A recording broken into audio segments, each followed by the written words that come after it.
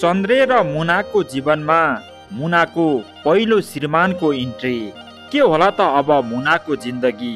मुनाले चन्द्रेलाई रोज्ने छिन् या त पुरानो श्रीमानलाई? आज हामी यस भिडियोमा रहेर सकस सिरियलमा के भइरहेको छ र आगामी भागमा के हुन्छ भन्ने बारेमा यस भिडियोमा पुरा बताउने छौं। भिडियोलाई भने अन्त्यसम्म हेर्नुहोला। चन्द्रे र मुनाको जीवनमा एउटा नयाँ मोड आएको छ। मुनाको पुरानो श्रीमान चन्द्रे र मुनाको अगाडि आइसकेका छन्। अब भने मुनाले कस्तो अप्ठ्यारो स्थितिमा पनि के गर्लिन् भन्ने कुरा हामीहरूलाई जिज्ञासाको कुरा रहिरहेको छ।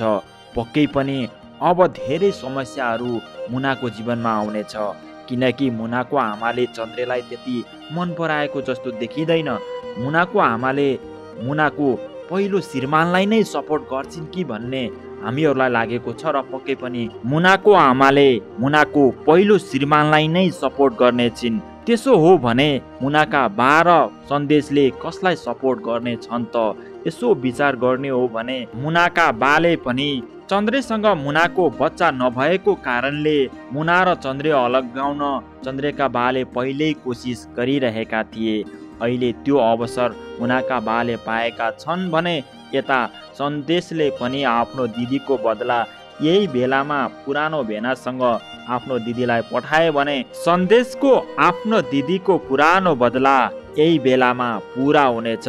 मुनाको परिवारले यस्तो नगर्ला भन्न सकिँदैन। मुनाको परिवारले चन्द्रे र मुनालाई अलग गराएर मुनाको पहिलो श्रीमानसँग पठाउन सक्ने धेरै सम्भावना रहेको छ।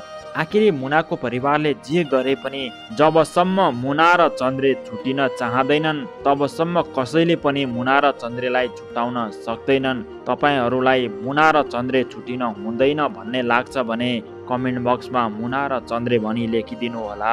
मुनालाई आफ्नो आमाले पुरानो श्रीमान बाँचेका छन्, तँलाई भेट्न आउँदैछन् भनेर मुनाको आमाले मुनालाई भनिसकेका कुरा मुनाले आफ्नो श्रीमान चन्द्रेलाई भनिनन्, किनकि चन्द्रेलाई धेरै दुःख लाग्नेछ भनेर मुनाले चन्द्रेलाई नबताएकी हुन्।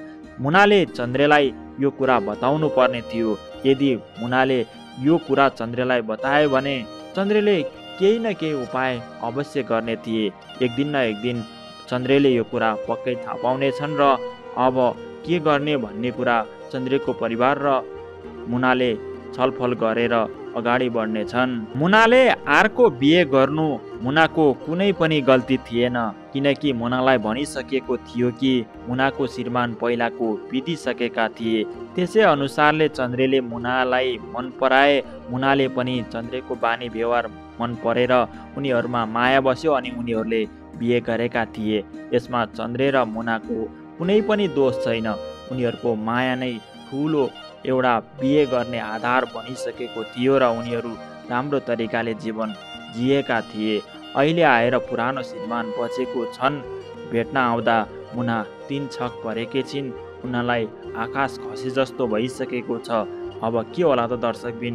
सकस सिरियलको आगामी भाग तपाईँहरूले हेर्नुहोला र माया पनि गरिदिनु होला भन्दै आजको सकस सिरियलको रिभ्युज भिडियो यति नै। फेरि पनि यस्तै भिडियो लिएर तपाईँहरूको माझ उपस्थित हुनेछु। आजलाई बिदा हुन्छु। हस्त, धन्यवाद।